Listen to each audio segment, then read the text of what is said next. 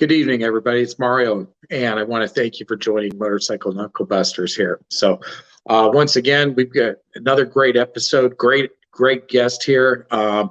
For people who know him, know that he's a character. For those that don't know him, you're about to learn that he is indeed a character. So, great guy with a lot of wonderful, incredible accomplishments under his belt and everything. We're going to talk about those and a little bit about his life. So without further ado, I want to introduce Bubba Blackwell.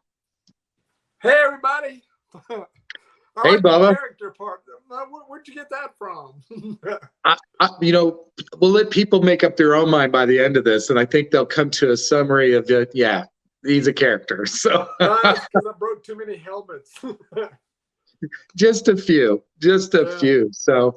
So, Bubba, there's been, we were talking a while back ago, and you've made a lot of changes, and we'll get to all of that and stuff. But for people that don't know, how would you describe the career before this current one that you had? How would you tell people who you are that don't know already? I would probably say I was a punk kid from nowhere, Alabama, with a lot of ambition, loved to ride a motorcycle, and didn't go to college. All right. Just a motorcycle daredevil. Hey, I'll jump a Harley. Evel did it. I ought to be able to figure that out, right? And, exactly. That's pretty much it. Just tell them I'm a motorcycle daredevil, jump stuff on a Harley-Davidson because nobody else was doing it. And then, so now, how long did you jump motorcycles? I mean, from professionally. I know you would have been jumping before it was professional, but professionally, how long did you jump?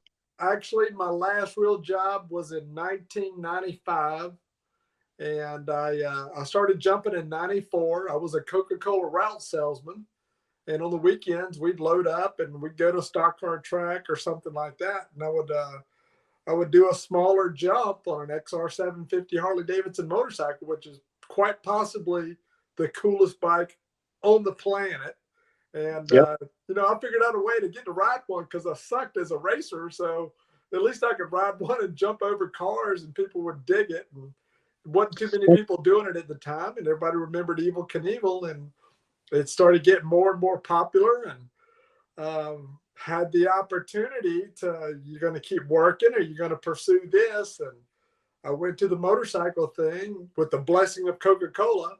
I had moved up in Coca-Cola. I'd become a account manager at a company car, dressed nice every day. And to my surprise, I absolutely hated it. And right. The motorcycle thing was getting more popular, and I was getting more calls, and the money was getting much better. And so I came to that crossroads, sat down with my bosses at Coca-Cola, and to my surprise, they said, "Hey, man, if I was you, I'd go for it." And at that time, my boss was a fellow by the name of Kenny Spikes. Kenny Spikes had gone to college on a baseball scholarship. And he said, "Man, I always wanted to know if I had what it took to go to the big leagues. I got a great opportunity to go to work. I took it and lived the rest of my life wondering." He said, "I say go for it. If it doesn't work out, just come back." And with that kind of a blessing, I went for it. And my last motorcycle jump was October 24, 2020. So it lasted a long time. It sure did. It really did. Surprising.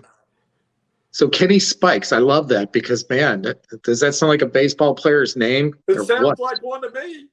Absolutely. It sounds like, those old turn of the century baseball players back in the day, with the handlebar mustaches and stuff. So exactly. He probably should have been a baseball player. Yeah. So I want to kind of go through some things with you and everything. And I want to start popping up some pictures. And we're going to go to this first picture.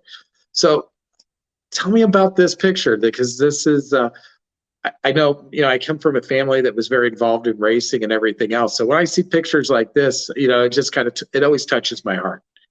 Yeah, that's really a good one there. That too brings back a lot of emotion. That's my dad, my mom, and my sister. It's my sister Tammy. She's my biggest fan.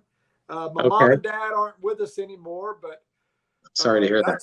That's me there. My dad's holding me up. I guess I'd fallen asleep. The races were over with. My dad was a stock car racer at Mobile International Speedway. He went by the name Snake. Everybody called him Snake Blackwell.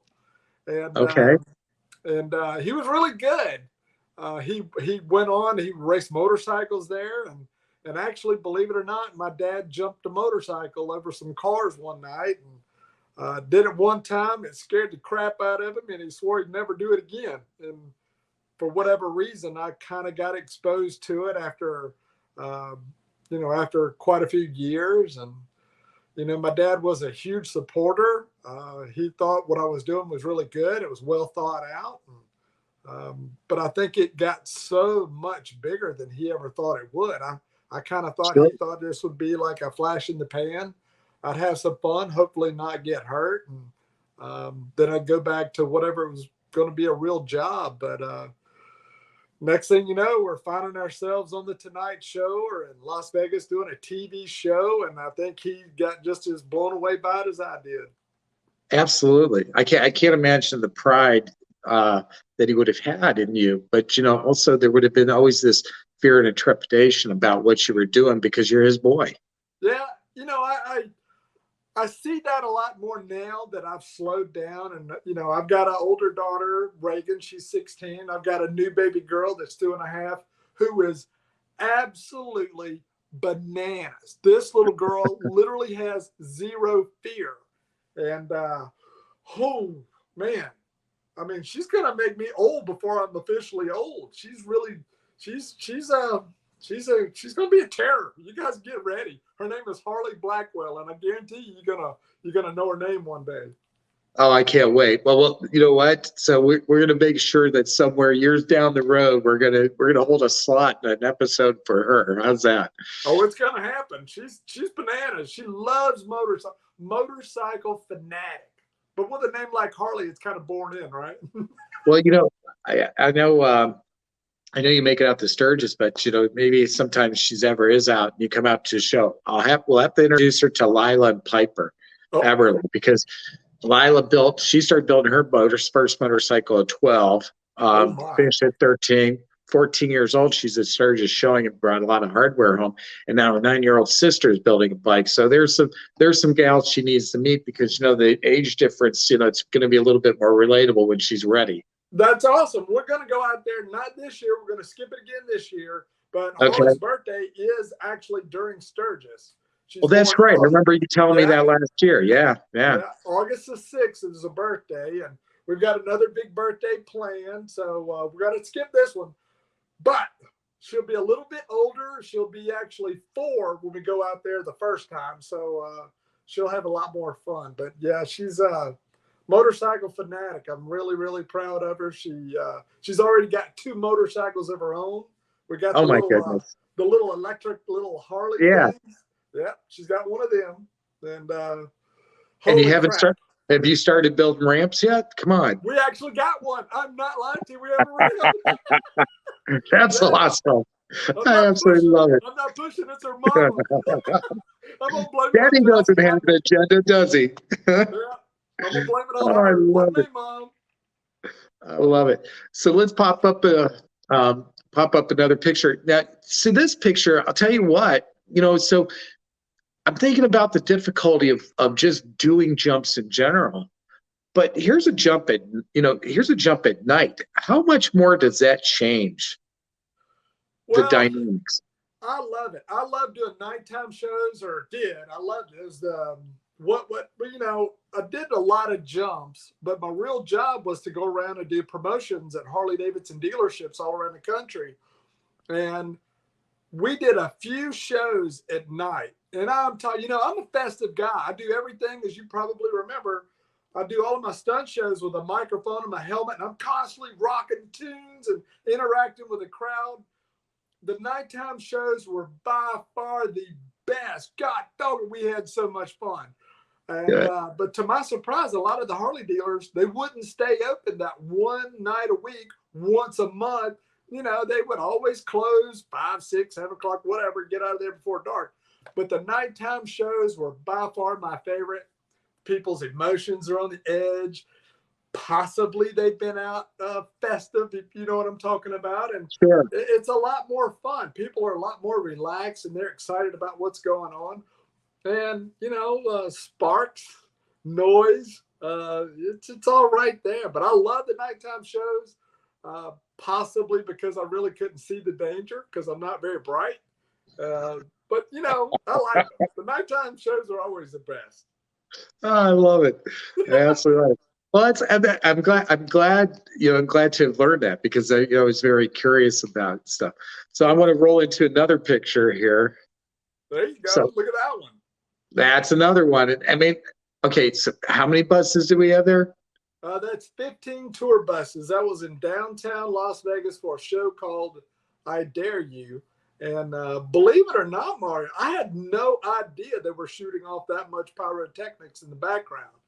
But I was kind of committed. They didn't really blow them up till I was midair. And it's like, well, what am I going to do now? Yeah, that's impressive. So you didn't know. Cameras. I don't get it. I don't know why they did all that, but the jump was pretty cool. It was December 18th, 1999, right before the millennium. And, okay. Man, Las Vegas was a ghost town, believe it or not. Everybody was freaked out by the Y2K thing, but that right there is the official longest Harley-Davidson XR750 jump in the world. I went 157 feet, non-exaggerated. That was the actual distance. Okay. And, landed it. No practice, no short jumps, none of that. We had set up everything. And at the last minute, they wanted to change the direction. So we had to rush, reset everything. And I got zero practice. I didn't do a short jump. I didn't do it. We set the ramps up. They put the 15 buses in there. All right, let's go. And thank God I made that one. Woohoo! You're talking about praying. Woo! Well, I bet. Now, for people who don't know, you talk about the Harley-Davidson XR750. All right. Same bike as Evel Knievel. Right. All right. Mine was a little bit more current now. Let's don't get it twisted. Okay. All right. Mine had a lighter weight frame, but other than that, it was, same kind of XR750 anybody else could buy. And then you broke all of his records. Yeah. That's one of those claims that every motorcycle jumper from 1970 to today, they all claim to have broke Evel Knievel's records, and that's cool. There's a lot right that have done some cool but things. there's actually one record I don't think you broke. What's that? Well, Evel Knievel broke 433 bones, and you only broke 42. Correct. And I'm lucky. Yeah, well, he can keep that one. One of those records he can keep with him, but I don't want that one. Exactly. I think breaking 42 bones, it makes me cringe. It literally makes me cringe. 433? Yeah. That guy was bananas. I'm telling you. Great guy, though. I got to actually become friends with Evel. Very much an interesting guy. When he was doing this, he was the only one really making crazy money, and he was really making a lot of money.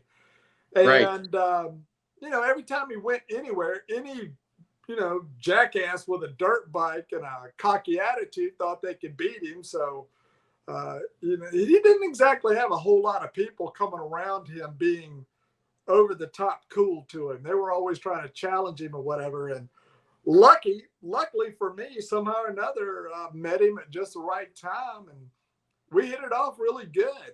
That's awesome. There was times that he would kind of misunderstand me and get kind of pissed off or whatever, but he never, ever was angry with me personally. Right. We had none of that. And by the way, let's not leave out Robbie Knievel. Robbie Knievel is, in my opinion, one of the greatest motorcycle jumpers to ever walk. But imagine being Evel Knievel's son. I mean, Oh, yeah. Yikes. I wouldn't want that job. But Robbie, another one, super nice to me. Always been super nice to me.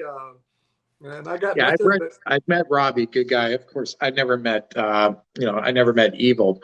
Yeah. But you're right. Evel would have cast such a big shadow. I mean, how do you get out from under that? Yeah, and I got to witness some of it. And Evel had his time, and I think he kind of overimposed on Robbie a little bit. I think they could have been a great team. I think Robbie would have liked that, but unfortunately, Sure. I don't think that was Evel's position. But that's enough of that. I don't want to talk about Evel. He's a great guy, a great mentor. I really am grateful that I got to meet him. It was like, one of the most charismatic people on earth. And to actually ride down the road with him, and he had one of these Aston Martin cars, and me and him rode down the road one time, and I'm kind of, I'm riding down the road with Evel Knievel. Can you believe that? But God rest his soul. Hope everything's going good for him. Yeah. And, Well, and like I said, at least you didn't break that one record, Well, I don't know if that would have made him any happier. Yeah, who knows? Who knows? I love it. Oh boy, look at that one. Yeah. Oh my God. I'm telling you what, I look at that and it just makes me cringe. And I look at that one, I think, dadgum, what in the crap did I do that for? Why didn't I go just a little faster? So looking back at things like this, how does that make you feel to look at that? I mean, because obviously in the moment it would have happened so fast, you're not thinking about it. Maybe you did have an oh shit moment.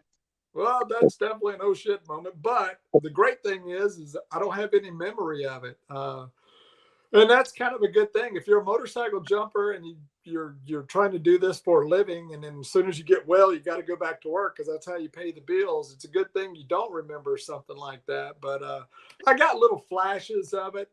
The last thing I do before I do a motorcycle jump, after all the speed runs and wheelies, hyping the crowd and all that, I go back to my starting position.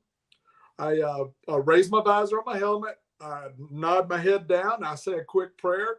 Lord, watch after me. Here we go.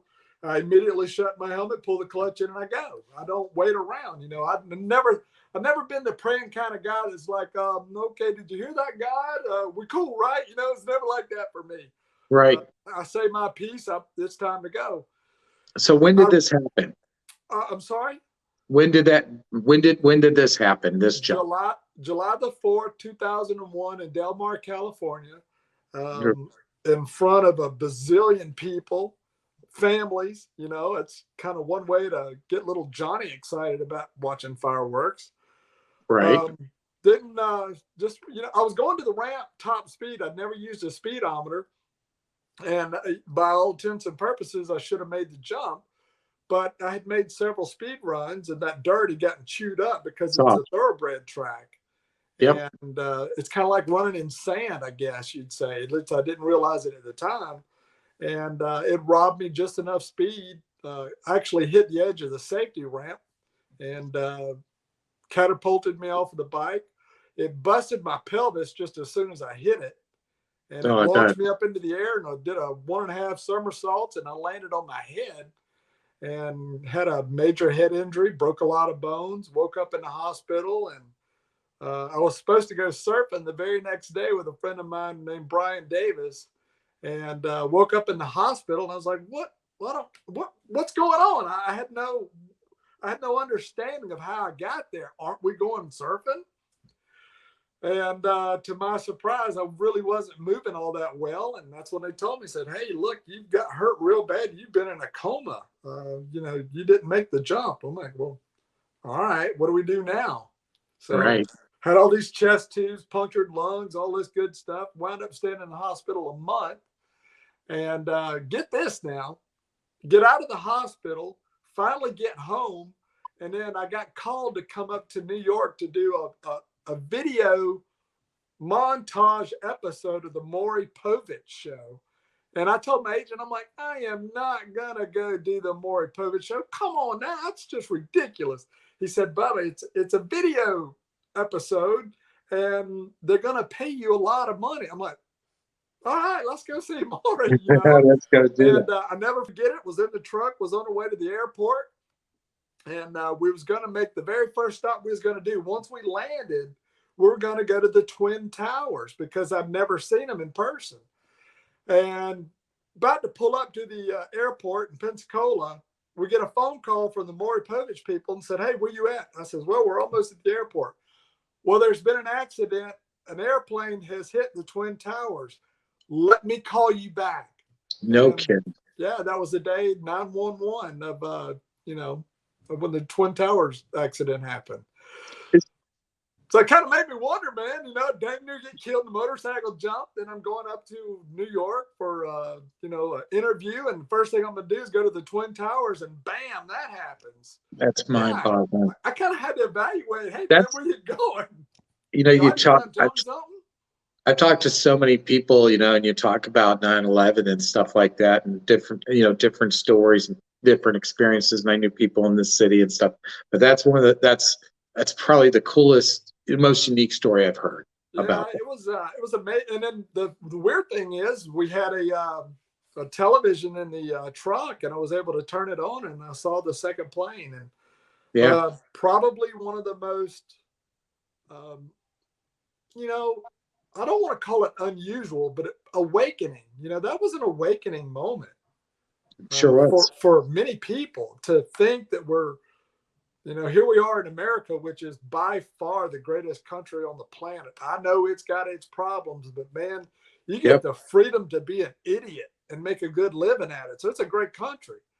But we had this false sense of security. And on that day, we were awakened. We had to resolve the fact of our vulnerability as a nation, something that we did not realize that was actually, could be impactful to our lives, that our tragedy can be brought to our doorstep like that.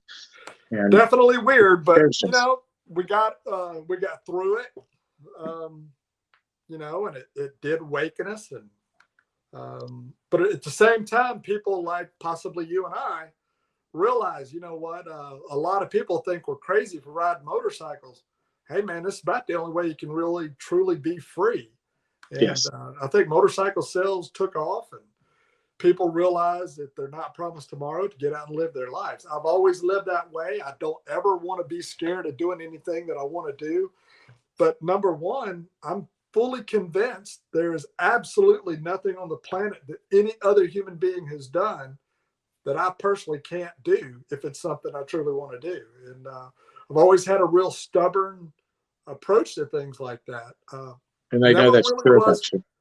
Well, I never was really kind of a crazy Daredevil type. I didn't just go out and do wild and crazy things just to say, what'd you think of that? Well, I don't give a damn about that, what your opinions are. It's something I want to do. And we kind of weigh out the risk versus reward kind of a thing. And if you make that reward worth the risk, I'll show you a couple of things, Right. But it's been an amazing journey. I am stunned. I look back at some of the things we were able to do, all the places I got to go. Harley sent me to Tokyo, Japan. Can you imagine redneck Bubba in Tokyo, Japan? Went over there and had a wonderful time. I've been to Tokyo. They would have. I know they loved you because it's amazing how people in Tokyo are. I mean, I was there. I was in the service, and I ended up in Tokyo. And these people, I was like lost. I wasn't lost, but I wasn't sure what the hell I was going to go do. And the next thing I know, I've got a bunch of. I got 10 new best friends. That's exactly right. Hey, you're right. One of the greatest experiences that I had when we first got there, we had an interpreter meet us at the airport. We always were taken care of, but on the very last day, the interpreter put us on the bus and said, hey, bye-bye, see you later. We get to the airport, and then I'm like, holy crap, I don't know how to talk to these people. I don't know what to do. But they, instead of being, no, leave me alone, they were like, no, come on, we'll find somebody, we'll interact. Amazing country, amazing people, great culture. I'm into that kind of stuff. I love scaring the crap out of myself and learning by, basically being thrown into the deep end of the pool. You kind of figure it out. Yeah. And, I've always liked that kind of stuff. I mean, I don't want to get hurt, but I'm damn sure not scared of getting hurt. But I just love that weird, that sense of like heat that blasts through your body when you're just completely petrified and you get scared the crap out of you. And I just think for whatever reason, that's the coolest feeling in the world. And then you survive it. I'm with you on that because I've done a lot of things like that make you a little uncomfortable. Right. And stuff. Well, you know what I'm talking about. So I want to back up a little back to the jump in Del Mar, because you made a statement at that jump to me that I think was very, very profound. People just don't think about. And so I'm going to read back your statement. Obviously, you're familiar with this, but folks that aren't. When motorcycle jumps go really cool and smooth, just about everybody there feels like it was nothing. Okay. But on July 4th, 2001, there was not one person there of the 35,000 that came that wanted to take my place. And it's very, very true. I remember seeing Evel and you, and I've seen other people, do jumps or do these things that, are pretty extraordinary that most people don't put themselves out there. And when they see it done, they don't have an appreciation for it. But man, when it doesn't go right, their view is so different. You must be out of your mind, you fool. Yeah. Yeah. And it's sometimes it's that way. It's riding motorcycles. I hear people say, that's, it's a vehicle of death. It's this, it's that, and everything else. But they've also never experienced the freedom and the pleasure of being, on a bike and then the wind either. Well, I respect everybody's opinion. I do. Sure. But we are different human beings, man. We do different things. I couldn't imagine life without being able to ride a motorcycle. I don't want to get hurt. I've got 42 broken bones. That crap hurt. The first bone that I broke, man, damn it, that hurt. I remember crying like a little baby. And, the last time I broke a bone, let's see. Well, right here. It snapped. They had to go in there and fix it and all that crap, but it hurt. This stuff hurts. But I think the biggest fear that I would have is not knowing any of this stuff, not knowing what pain is. You want to live in a comfort zone your whole life. Well, how boring. But that's just the way a lot of people are, man. They would rather live through a computer and virtual reality and all that. Man, I swear I just don't understand people. I mean, how can you go through life scared of everything? And one of my biggest, I used to be a big Howard Stern fan. Right. Great entertainer, great interviewer. I used to love the way he would do interviews till I found out there's a guy named Joe Rogan that was just as good and not nearly as nasty. But I remember being a fan of Howard's and kind of watched his movie and I kind of got an idea of how his life was. And he has now become this ultra amazing, over the top, wealthy guy who is scared of everything on the planet. He doesn't want to ever go do anything. He's scared of anybody that does anything. Oh, don't shake hands with me. You might have COVID. My God, people. I mean, are you so scared of absolute? I mean, imagine the guy's got what, $1 bazillion? And he's so scared to walk outside without a mask on, or don't touch me, or he's just afraid of people with different viewpoints. And I'm literally turned off by people that view life that way. Sure, you got $1 bazillion that when you die, everybody's going to fight over. Come on. During COVID, I didn't slow down. I did just as much travel. There may not have been the organized, concerts or shows and county fairs, but you know what? There was still plenty to do. There was still, Sequoia National Forest, and there was, places like that. There was places to go and things to do, and I did it.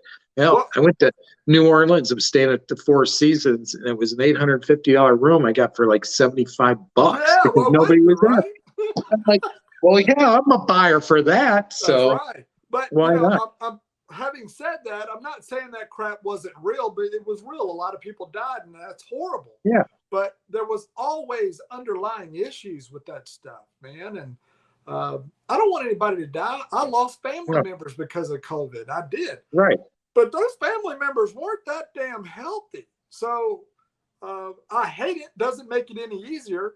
But guys, I mean, to be so scared to live, I don't get it. Don't get it. you know, I know not everybody's going to want to jump a Harley-Davidson over 22 cars. Get that too. But just because it ain't right for you doesn't make it wrong for me. I'm going to live. Exactly. Absolutely. So let's pop up another picture. Oh, boy. Look at that one. That was a good one. That's a cool picture. I like that picture. So tell me about this jump. What that is right there is, you know, I jumped over 14 semi-trucks live on The Tonight Show with Jay Leno. Yes. And if you was to watch that video closely, it was live. I actually came up just a little bit short. And he didn't call me out on it. Nobody called me out on it. But I always wanted to make sure that I redid that jump and cleared the last truck because I didn't want to claim something I didn't legitimately do. So right before the Del Mar jump, which was already in contract, already had deposits, everything was done, I took the opportunity to redo the semi-truck jump in what used to be my hometown in Foley, Alabama. And we did that promotion, raised a bunch of money for a kids park. Okay. And I jumped over them 14 trucks, and it was not live, but it was videoed for a History Channel a Travel Channel thing. So I got a little paycheck from that too. And it was actually a big jump. I went 135 feet, which was actually a little bit shorter than the 22 car jump. So I thought the 22 car jump was just going to be a cakewalk. So I put all of my time and energy into this laser light show that I had bought for my introduction out there in Del Mar, because Del Mar paid me quite handsome to do that jump. And in doing all of that, I forgot to put down roll roofing, which is like a consistent surface in front of the takeoff ramp, which probably the reason why I crashed, but that's hindsight. Don't want to worry about that now. But, and I'm going back now. Yeah, I can't take it back now. But anyway, yeah, that's what that was. I just redid a jump that I did on the Tonight Show, and turned out really cool, man. We had a lot of fun. Dang near everybody from the town was there, and made a nice little paycheck. It was a good time. Yeah, I remember you telling me about redoing it. I didn't put two and two together with the picture when we popped that, because now we're going to go into the next picture, which you are. So you know, there's the night you're at the Tonight Show. Yeah. And, you know, so for people that don't know, you know, because this is kind of fun, you literally had to start out because you didn't have enough room. You had to start out in the studio. Yeah, I did. There was actually a warehouse, and you know me, I'm always thinking of these clever things. I wanted to make sure I branded that jump, so I turned my trailer, which had my name on the side of it. I turned it to where it came out of that warehouse. I had to go out, turn a quick left, back right, and I had my big old trailer sitting there. That thing was filmed without a single speed run. I did speed runs earlier in the day, but I'm sitting there on the couch right there, and I don't know if you can see it in that photo, but right there by my feet is my helmet. Jay went to commercial break. I stood up, put the helmet on as I was walking out the back door, got on the motorcycle, cranked it up, drove it into the warehouse, turned around with it running because I got it warmed up in advance. And it was a one-shot deal. Whenever he went live to me, I literally, hey, here we go, let's do this. I let the clutch out and went straight to the ramp without a speed run or anything, and made the jump. Got slowed down, turned around, and rode the bike up on stage. And that's pretty amazing. Because, you know, the whole interview, I'm full of energy, and I'm like, yeah, this is going to be fun. And, you know, plus I'm sitting there next to Jennifer Love Hewitt. Not too bad. And, but when the jump is over with, all of that energy is done. And I come in there and I'm like, you know, you're so relaxed. It's so amazing. And then Jennifer, they had started a band was playing. They were doing their set. I think it's Big Bad Voodoo Daddy, which is a great, you know, I don't know what kind of band that is. It's some kind of music. And the whole time Jennifer's just trying to talk to me, and I couldn't hear her, and I was just so laid back after not dying. And I always kind of wondered, well, she's kind of cute, you know. I should have talked to her a little bit more that day. Oh, it was the time. So, I mean, And we both know. I mean, Leno's he's such a huge motorhead as it is. So how I think he must have been kind of intrigued by meeting you because he meets a lot of people, but he loves anybody to do with motorcycles, cars, and stuff like that. Would that be true with you? Yeah, oh yeah. I've done a bunch of television shows, not as big as the Tonight Show, and you don't meet the host because they're looking for that spontaneity once you come out on stage. Not Jay. Jay was he was always coming out there, looking this set up, and he came back to my dressing room before the show started, told me all about his bikes, and he asked me a bunch of questions, and to my surprise, he's not exactly the biggest Evel Knievel fan because I kind of thought maybe that's how I struck the interest. But no, I got that one on my own merit. He just thought what I was doing was really cool. And I remember a couple of years later, a lot of the executives had gone to the airport to pick Jay up when he came to visit Harley during the 100th. And he said all Jay could talk about was hanging out with me that day. And man, I just thought that was so cool. And that is cool. Him saying that to the executives at Harley-Davidson that kind of helped me out a little bit too. So yeah, that was a good day. There's nothing wrong with that. Not at all. Didn't one of your 750s sell at Mecum a while back ago? Yeah, it did. Let's see. There is a friend of I bought. Here's the full story of the red bike. I did my very first tour in 1995. I left Bowen County, Alabama, went all the way up to Washington State, and I had a couple of shows booked up there. One or two of them got rained out. Then I got ready to do another one, and in the meantime, some guy came to to one of the shows, and he said, "Hey man, I got an XR 750 for sale. Are you interested?" I said, "Well, what you got?" He goes, "Well," he said, it's a real nice, fairly decent XR 750, but I got the top end off of it. And I said, "Well, what are you asking for it?" He says, "I'll take $2,500. And I'm like, "What?" And, I got to go look at this. So I went over there, and man, it was a really nice chassis. The wheels, everything is there. Even the cases were polished. I mean, it was a really nice bike at one time, but he had the top end off of it.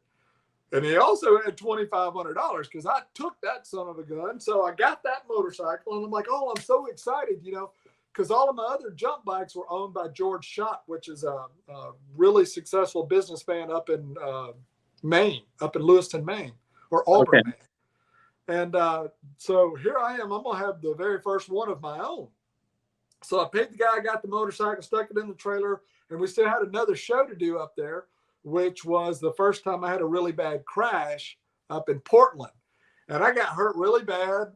You got this nice little reminder since 1995. Oh, yeah, that's pretty. Yeah, I got hurt. I was going to be out of work for a while, but rather than go home, New York Mike from San Diego Harley said, "Hey, look, come down here. The Harley dealer convention is going to be here." And I said, okay. So I went down there, and Mike had me set up a booth. I sold a whole bunch of T-shirts. But while I was there, Bruce Rossmeyer came over and said, "Bubba, we're going to do the very first Biketoberfest. I got to have you jump." And he said, what just happened? I said, "Well, I crashed jumping 13 cars." He goes, "Well, what do you want to do?" I says, "Well, I want to prove that was just a fluke. Let's do 14. 14 cars. So that's the way I did it. I came back. But while I was still in San Diego, I was laid up for a while. So I actually wound up selling that motorcycle to a really good friend of mine and a guy from New Zealand. He was staying in San Diego at the time. His name is John Howard. And we stayed in touch. John got the bike completely rebuilt. And he asked me, would I at least write a letter of authenticity for it? And I said, absolutely. So I did all of that, and he sold the bike, and I think he got a pretty decent chunk for it. And I was glad to help him out because he helped me whenever I really needed it. But the cool thing is I went down there, and October rolled around, and there's 14 cars in the middle of whatever road that was, the beach road, I think it is, right in front of Daytona Harley, the old one. And I remember Bruce was sweating like crazy. He was so scared because he kind of put his neck out there on the line for me. And thank God I made that jump. And it was at night, so, you know, the crowd went bananas. Oh, yeah, especially there. Man, I tell you what, Bruce Rossmeyer, he's sorely missed. He was such that's an iconic character. I mean, what his contribution to motorcycles and Harley-Davidson specifically, I think that's gonna just stay unmatched. And he was wonderful to me, and he was wonderful to a lot of people. And I'm sure glad that we had that experience. Yeah, I've heard that from so many people. I never knew him personally, but you know, you and I both have a lot of friends in common that knew him well and stuff. Yeah. And it's what I've always heard. He left a heck of a legacy behind, and his what he's done and way he helped develop Daytona and make it what it is today. I mean, it's grown because of him, and it's because it's a great rally in great part because of his efforts. Yeah, and he's got great kids getting involved and, you know, Yep. keeping the whole legacy going. I see Shelly Rossmeyer. Billy Lane is a friend of mine, and he asked me to do the flagging at some of the Sons of Speed races, and life is good. I do what I want to do. I don't do anything I don't want to do anymore. I would rather go do something that I enjoy doing, slap for free, than getting paid or asked to do stuff for big money. Because I recently turned down a really big offer to do 2 stunt shows. And I just told him, I said, you know, guys, I really appreciate it, but I'm done. I'm just done. I don't want to do it anymore. I don't want to put in the effort that it takes to come back and do something spectacular. You know, I could do it. I got all the stuff, but I just. But the fact that you can say I'm done, totally done. Got a lot of respect for that. And the blessing about all of that is I don't miss it. I swear I don't. I miss being in front of the fans. I miss being a showman, because I still don't think anybody can touch me working a crowd. But that's just the way I view it. But I've got a whole new life, man. Things are great. Making a freaking fortune. You know, I just love what I'm doing. I'm just blown away. I bought my little semi truck, and it's funny some of the things you're saying, because I want to pop up a couple pictures because we're getting ahead of ourselves. Yep, so you were, that. Yeah, exactly. So now, you going to Nashville for the Sons of Speed races there? You going to wave flag for Billy there? Well, we hadn't talked about that one. I will be going back down in October for the one at Daytona, but okay. You know, we live things are good, and we go a lot. We go every weekend somewhere. This past weekend, we went down to Road Atlanta, watched the Moto America races. Yeah. And I mean, we're always going. We just came back from Phoenix for Easter. Yeah, I saw that. We're going to go back out there. We're going back out there in June. We're going to all these different car events. We're going to Barber for the vintage stuff that they're doing. That's the vintage Barber's awesome. Yeah. And then motorcycle flat track racer Mike Hacker, he's got a really big motorcycle race that he does over in Virginia. I'm going to flag that race for him. I'm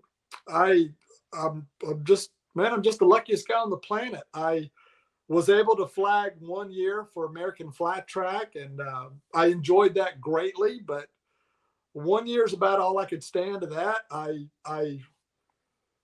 Look, I'm like any other motorcycle guy.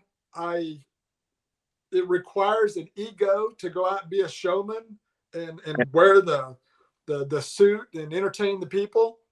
But I've always felt that I could turn that crap off because it wasn't real. That's not how you really live your day to day. When I was with American Flat Track, I was around some of the biggest egos I've ever seen in my life, who did not have the luxury of knowing how to turn off your machismo ego that I personally could give a shit about. I don't care for that type of attitude. And what could have been the greatest job of my life, was a struggle and a hassle because there's so many egos and assholes involved in American flat track that it's just, I couldn't take it anymore. And so I turned in my letter of recommendation, or whatever you call the damn thing. Resignation. The head injuries, the resignation, right after the checkered flag in Atlanta. And not looking back, they don't have enough money to pay me to do that again. I'm over it. I got to tell you, I am impressed with the pose you strike there. It looks like you've been doing yoga and stuff like that. But yeah, I like to get real animated out there with the flags because, you know, I know that's part of the show, but the number one job that I do when flagging is I want to make sure they can see the flags. I don't like that stock car waving the flags. You don't even really know what flag it is. So I just do a little bit of maneuvering and make sure when they come by, the flags are where you can see it. Yep. And I take a little bit of pride in it, but also them white pants, baby. I like those. That way you don't miss me. I don't want you to hit me. I got 42 broken bones. I don't need 43. Yeah, you don't need any more. No, I'm done. So I want to roll into this picture. We got that one. I thought that was another great one. I just loved what caught me on this one is the cameraman down below. Yeah. Getting the money shot. Yeah, that was really, believe it or not, that was a crazy day at Mobile International Speedway. We were filming Only in America with Larry the Cable Guy. And oh, God. That day was so ridiculously hot. And I was jumping over a bunch of Coca-Cola trucks, and everybody was struggling that day, but wound up having one of the best times ever.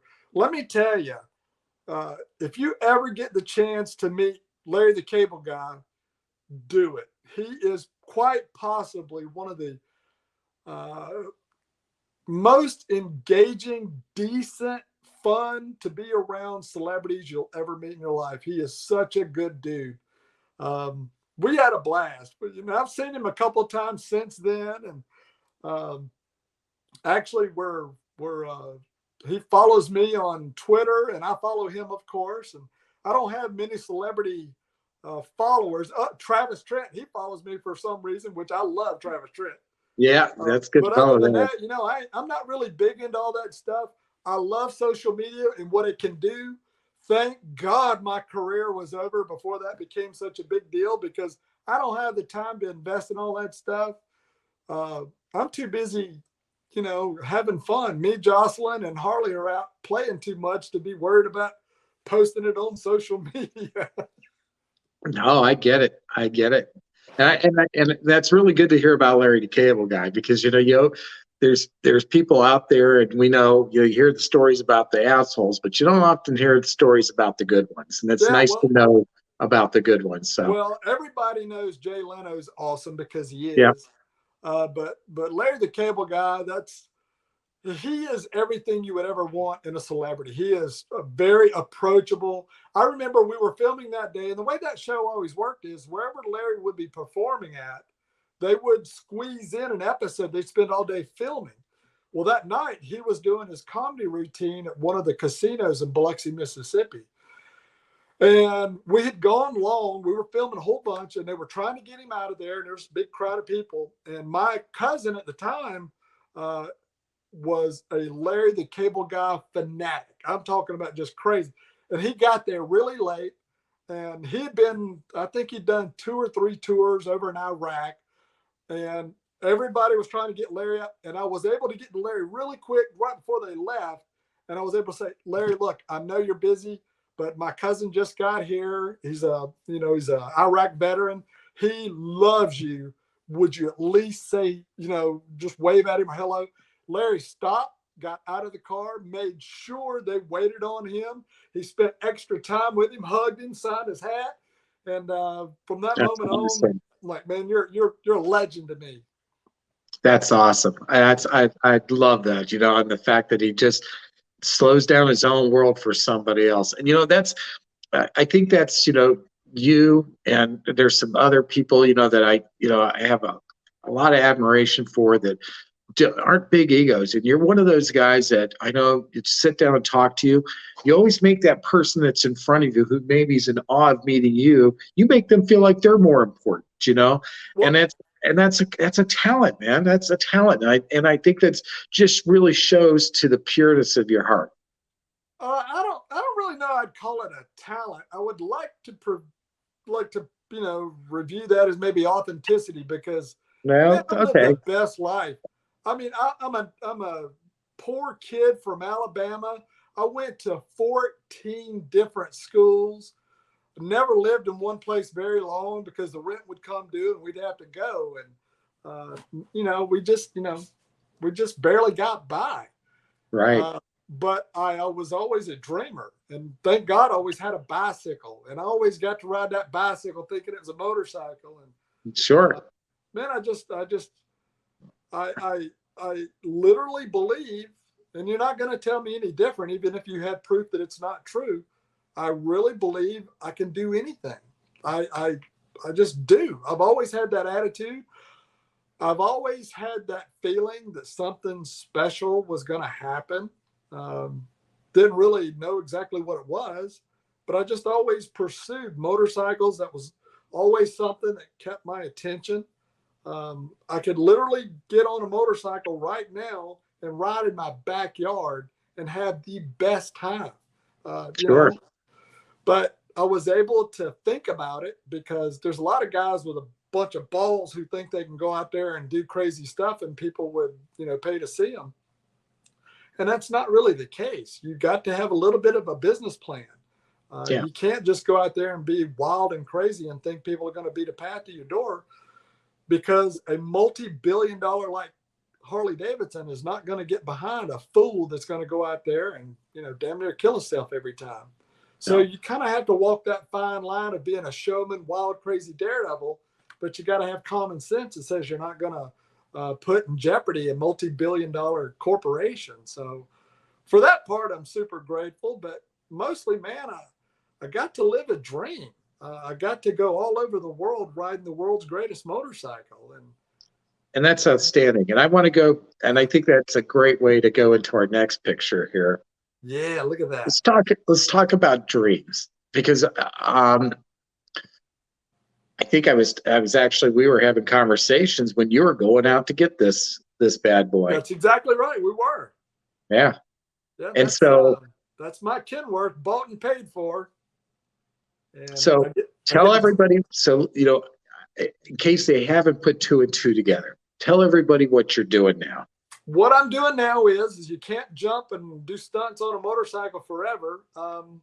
Late in life, I got a divorce, started life completely from scratch. I had my real nice truck and my real nice trailer, a whole bunch of motorcycles, huge sound system. I had all of my relationships. Everything was great, but I had a bag of change. And I moved up here to Chattanooga. Me and Jocelyn started a new life from scratch. Thank goodness. Jossy's an engineer, so she's getting by quite well without me, but fell in love, just started life completely over. I live in Soddy Daisy, Tennessee. Yeah, look that one up, would you? And started from scratch. One thing I always kept was my CDL. I was a Coca-Cola route salesman, which we talked about that earlier. Yeah. And when I was a Coca-Cola driver, I had a CDL, and I always kept it fresh. I mean, every time it would come due, I'd always renew my CDL because I always had to have a fallback plan. Never really thought I'd use it. So I moved up here, and the motorcycle industry, as you well know, is kind of slowing down. The shows and the bookings were slowing down, and I'm in the 50s now, so duh, it's going to slow down. And I was kind of thinking, well, what am I going to do? Jossie's getting up, going to work every single day, and here I am on the couch. We're going and do some of the AFT motorcycle races on the weekends, certain weekends, but by and large, I'm just sitting here getting fat. And my first cousin drives for, at the time, the company was called Milan. He said, look, why don't you come drive for us? He said, you won't make any money, but you'll be home every weekend. And I'm like, oh, okay. Mario, I started doing it, and it scared me because I liked it. I liked it, I wasn't making any money, but I liked it. And it really bothered me because I'm thinking, I'm a very ambitious guy and I'm barely making enough money to keep the bills paid. And sometimes I wasn't. And so I started having a bad attitude about it. I was like, golly, this is ridiculous. I know I can do better. And it's kind of like I woke up one day, God smacked me on top of the head and said, hey, old man, you wasn't exactly going to be doing this the rest of your life. You better look around you and realize that the only thing you got as a fallback plan is CDL. You might want to learn about the trucking business. And luckily, I came across a podcast called Hauling Assets. And it's a podcast by a guy who was corporate Flying J. He decided to get a CDL, buy a used truck, get his own authority, and learn how to create a trucking company by himself, document it, and make a podcast out of it. That's cool. My God, man, he laid it out. Everything you could ever want to know, he's got it for you. Hauling Assets. And so with that information, I sold 2 of my stunt bikes and I got $25,000, and I started my trucking company with $25,000, and it was the best move in the world. I cannot believe how blessed we are. Things are just fantastic. I'm part of a real small group. I haul steel tubing out of Trenton, Georgia. I do a lot of back hauls. If my trailer is going down the road and it's empty, I'm pretty aggravated because I love keeping that truck busy. But I'm home on Friday and I'm off Saturday and Sunday. And, you can't ask for a better deal than that. No. But the income is just ridiculous. It's a great time to own your own truck and your own trailer and be in the trucking business because America needs you. There's a lot of freight. Freight rates are spectacular now. The fuel's up there, but if you're scared, say you're scared. Stay at your dead-end job, whatever. But if you really want to make something of yourself, it's a great time. It's a great opportunity. And I'm just super blessed, man. Trucking industry is the greatest thing I thought I could find. I used to tell people all the time that I love doing the stunts. I love doing the shows. But more than anything, I like to load up my trailer, go in and take a shower, and get behind the wheel and do the adventure that is Discover America, going to those shows. Yeah. And that's kind of the way I view trucking right now. And and I see these things and you're talking about it and you're always so excited and you're so positive about it, and it's good to hear it. And the fact is, you went from, went from the motorcycle world, the brotherhood, sisterhood that is, and now you're in the trucking industry, and that's just as strong. It's a hell of a group of people for the most part. It really is. I'm pretty aware, and I size people up pretty quick, whether or not they're full of S. And there's a lot of that in trucking. My goodness, there's a lot of that, and you just gotta love it because I just went to Road Atlanta, got to hang around a lot of motorcycle guys that hadn't been around in a while. They're just as full of crap as they've ever been, and you just gotta love that. If you're not comfortable in your own skin, how can you hang around other people and have a good time? Because people are just full of shit, Mario. You know that. We all are. And if you're not comfortable enough to just enjoy the stories and the good times that are the motorcycle arena, turn this daggum broadcast off because you're just not identifiable. Because, man, the motorcycle world is just phenomenal. The trucking industry is about the same thing, just a little bit different. But, man, I'm just out here living life. I love it. I'm having so much fun. So what aspects of the trucking life now would you say really appeals to you? I mean, there's so many different things, talking to truck drivers and we have a business that I've worked for that, we have a lot of interaction with the trucking world. Sure. It was at Mid-American Trucking Show not that long ago, but you hear guys say different things. Some people say the money, some people say the road, some people say the adventure. They say the people they meet, getting to see America. All right. You've seen America. You've met all kinds of people. You've done so many of these things. So what is it for you? For me, it's everyday work, waking up, the freedom, adventure around every corner. Just last Friday, I was delivering to Chicago Tube up in Gainesville, Georgia. Had a huge accident right in front of me. I'm talking about cars spinning around, hitting each other right in front of me. And I saw that. It happens. Those kind of things happen. But it's life, man. I mean, you're out there enjoying it. You're getting to see different things. And I've always been an enthusiastic person. If I'm going to wake up, I'm looking for the adventure. I want to enjoy the day. I want to, by the time sun gets ready to come down, I want to be war slap out because I've been hunting all day. But that's what trucking offers. But again, Mario, you know this. You can make a lot of money driving a truck. And it's not the amount of money you make, it's how much you keep. Right. That's where the trick to trucking is. And it's all available to you. By the way, the Hauling Assets podcast, I wound up being the very first guest they ever had on their show.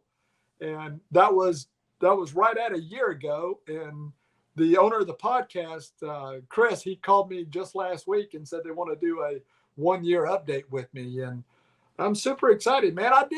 I'm not setting out to make my name in trucking because I'll be honest with you, I want to stay at a one-man operation. I don't want the hassles of people that you can't count on. I'm doing just fine for me and my family with just this one truck. I'm not going to say that it might not grow one day, but right now is not the day. I'm just loving life. Well, and I have an idea for Chris. You need to connect us, see if he's willing, because I'd like to talk to him. Sure. So, yeah. So listen, this has been so much fun. I've really enjoyed it. And what's really fun for me is that, Bubba, I think, I want people to know, to get a little bit, more familiar with you and the guy that you are. Well, I appreciate that. And I think we've done that. We wrap up every one of our shows. We wrap up with 3 questions for our guest. Okay. All right. So this is your time. I'm not going to call it the hot seat because I really don't see it as the hot seat. All right.